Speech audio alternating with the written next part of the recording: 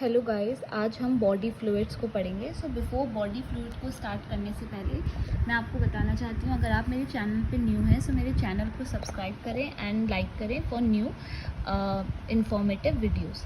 ठीक है, तो स्टार्ट करने से पहले ये थोड़ा सा रफ नोट्स है मेरे, क्योंकि मैंने बहुत जल्दीबाजी में बनाए हैं। तो पहले मैं स्टार्ट करती हूँ कि सर्कुलेटरी सिस्टम। देखिए, दो टाइप के सर्कुलेटरी सिस्टम हमारी बॉडी में होते हैं। हमारी बॉडी में नहीं, आई वुड से एनिमल्स की बॉडी में, because there are close circulatory system and there is a open circulatory system. Close circulatory system जो होता है वो ह्यूमंस में पाया जाता है, एंड ओपन जो होते हैं वो आपके ऑर्थोपोड्स हो गए, मोलस्क हो गए, एंड क्लोज जो होता है वो एनिलीड से लेके पूरा कॉर्डेट्स तक। ठीक है, तो ब्लड जो है वो ही पूरा बॉडी फ्लूइड है, वो ही सर्कुलेशन का काम करता है। ब्लड के साथ आपका आते हैं, दैट इज द हार्ट आता है, फिर आपका ब्लड वेसल्स आता है। इस वाले सेगमेंट में हम ब्लड को केयरफुली पढ़ेंगे। ब्लड वेसल्स एंड हार्ट का नेक्स्ट वीडियो में आपके लिए शेयर करूंगी। सो ब्लड की बात करें, ब्लड एक body fluid, body connective fluid है। ठीक है, फ्लूइड कनेक्टिव टिश्यू है बेसिकली, एंड ये जो है आपका प्लाज्मा कंटेन करता है and formed element. Formed element को हम ब्लड सेल्स भी बोल सकते हैं।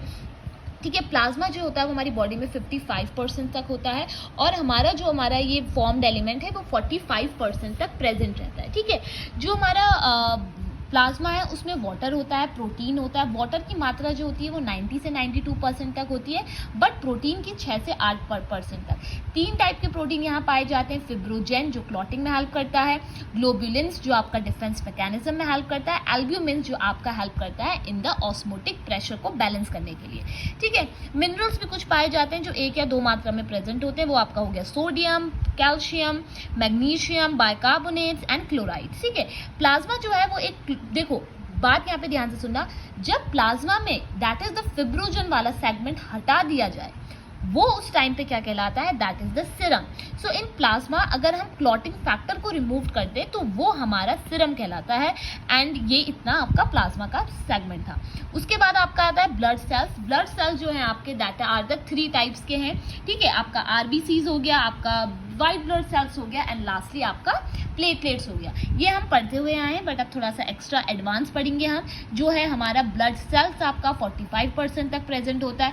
इर्थोसाइट that is the red blood cells, उसमें आपको पता है हीमोग्लोबिन प्रेजेंट होता है जो ऑक्सीजन कैरियर होता है एंड अबंडेंट होता है, बट इसकी लाइफ स्पैन शॉर्ट होती है, that is for the 120 days. ठीक है, फॉर्म अब 2 बातें यहाँ पे ध्यान में रखनी है। बन कहाँ रहा है, ये बोन मैरो में।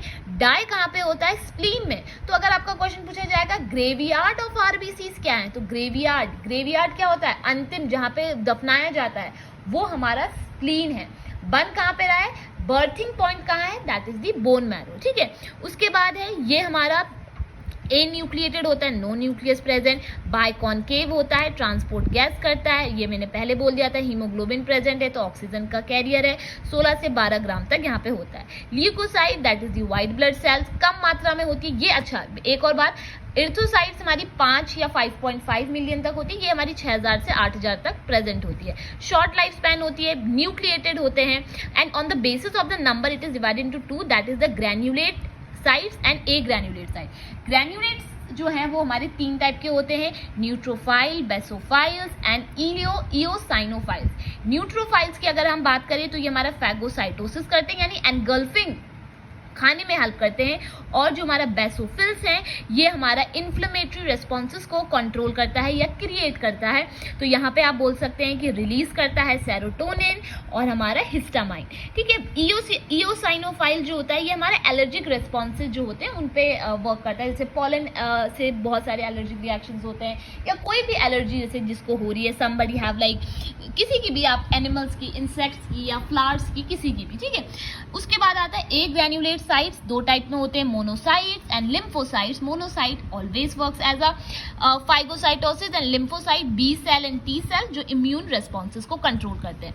प्लेटलेट्स जो हम नॉर्मल लैंग्वेज में बोलते हैं, but platelets are basically called as thrombocytes. Thrombocyte 1.5 से 3.5 लाख तक प्रेजेंट होगी। कहाँ पे प्रोड्यूस होती है, ये मेगा कैरियोट सेल्स में प्रेजेंट होती है, और ये प्रेजेंट होती है बोन मैरो में। 2 चीजें, आरबीसीज भी बोन मैरो में बन रही है, थ्रोम्बोसाइट्स भी बोन मैरो में बन रही है, क्लॉटिंग के लिए रिस्पॉन्सिबल। तो क्लॉटिंग होती कैसे, देखो कट हुई, इंजरी हुई, क्लॉटिंग फैक्टर एक्टिवेट होगा, कसार्ट प्रोसेस होगी। कसार्ट का मतलब यहाँ पे क्या है, दैट इज एंजाइमेटिक रिएक्शन बहुत जल्दी जल्दी होगा, ठीक है। एंजाइम के कॉम्प्लेक्स बनेंगे, वो एक्टिवेट होंगे। तो यहाँ पे क्या होता है, प्रोथ्रोम्बिन कन्वर्ट हो जाता है थ्रोम्बिन में, कौन से एंजाइम की वजह से, थ्रोम्बोकाइनेज की एंजाइम की वजह से। तो जब थ्रोम्बिन में कन्वर्ट होता है with an enzyme that is the thrombokinase enzyme इसमें, ठीक है।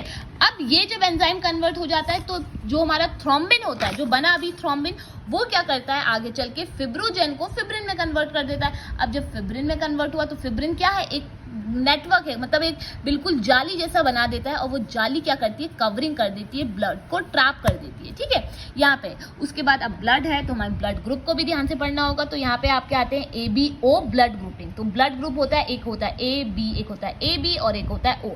डिसाइड कौन करता है, ये RBCs के सेल्स करते हैं, ठीक है।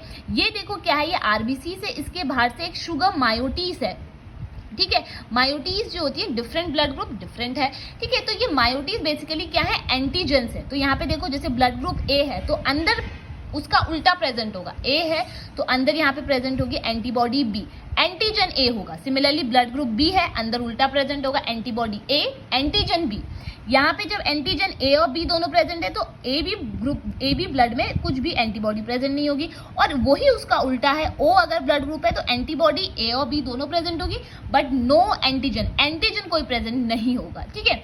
अगर हम यहाँ पे देखें जो A है, अब ध्यान से देखिएगा इस वाली प्रोसेस को। तो मैंने यहाँ पे थोड़ा आपके लिए शॉर्ट में समझाने के लिए, मे बी अगर आपको नहीं समझ में आ रहा है तो मुझे कमेंट में बता सकते हैं। जैसे कि यहाँ पे A है ब्लड ग्रुप, अब A को कौन कौन ब्लड दे सकता है, देखो अगर A को A वाला दे सकता है क्योंकि A के पास एंटीजन A है और B बॉडी है, ठीक है, तो ये इसको दे सकता है। बट B के पास देखो क्या है, अंदर क्या है, एंटीबॉडी A है तो एक और एंटीजन B यहाँ पे है, तो अंदर जब आएगा इसके पास तो पहले से ही एंटीबॉडी B है, तो यहाँ पे क्या होगा, रिएक्शन बहुत ज्यादा, क्लॉटिंग हो जाएगी ब्लड की, तो ये नहीं दे पाएगा। सिमिलरली AB दोनों प्रेजेंट है, यहाँ पे तो और भी नहीं हो पाएगा, और अंदर दोनों एंटीबॉडी प्रेजेंट है, यहाँ पे भी, यहाँ पे दोनों प्रेजेंट है बट एंटीजन दोनों प्रेजेंट नहीं है, तो यहाँ पे आराम से चले जाएगा। सिमिलरली ये प्रोसेस कैरी ऑन होते जाएगी। तो इस पूरे चार्ट से हमें पता चलेगा कि AB जो है वो हमारा यूनिवर्सल एक्सेप्टर है, यानी हर्ट से अब ब्लड ले लेगा, बट O जो है वो सिर्फ अपने से ही ले पाएगा, तो that means it is an universal donor.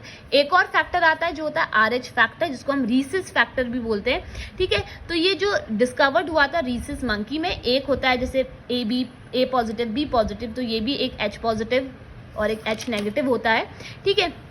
यहाँ पे देखिए मदर जो होती है जब वो कंसीव करती है, तो मदर अगर हमारी RH नेगेटिव है और फीटस जो है RH पॉजिटिव है, तो इनकी ब्लड जो होता है वो डिवाइडेड होता है बाय द प्लेसेंटा। तो अगर देखो ये दोनों ब्लड मिक्स हो जाएंगे तो ये एक बनाएगा एंटीबॉडी जो मतलब डेथ हो जाएगी। तो at the time of delivery इस ब्लड को मिक्स ना होने के लिए क्या करते हैं, यहाँ पे इंजेक्शन देते हैं, और जिससे मदर का जो वो ब्लड होता है उसकी जो एंटीबॉडी होती है वो एक मेमोरी की फॉर्म में स्टोर हो जाती है, और जब वो मेमोरी के टाइम पे स्टोर होती है तो नेक्स्ट प्रेगनेंसी में मदर के लिए is very hard to conceive. उसको जॉन्डिस हो जाएगा या उसको कोई बीमारी हो जाएगी, breathing asthma something related to that, तो वो कंसीव नहीं कर पाएगी, और इस डिसऑर्डर को बोलते हैं एरिथ्रोब्लास्टोसिस फीटलिस। और इसको बचाने के लिए बस एक चीज होता है कि first pregnancy can be easily हो जाएगी, सेकंड में आपके चांसेस बहुत ज़्यादा डिफिकल्ट होते हैं। अच्छा एक और है लिम्फ जो है यहाँ पे आपका ये फंक्शन करता है, ट्रांसपोर्ट न्यूट्रिएंट करता है, प्रोटीन प्रेजेंट होता है, गैसेस करता है, सेल और ब्लड के बीच में एब्जॉर्प्शन की प्रोसेस करता है, फैट्स का, ठीक है। मेनली यहाँ पे वेन्स प्रेजेंट होती है। ब्लड वेसल्स की बात करें 3 होती हैं, वेल्स इन दोनों में प्रेजेंट होती है, वेन्स एंड कैपिलरीज में। आर्टरीज में सबका सब ऑक्सीजनेटेड होता है except the pulmonary artery, vein में सबका सब डीऑक्सीजनेटेड होता है except pulmonary veins. I hope आपको ये समझ में आया होगा। Do like share and comment.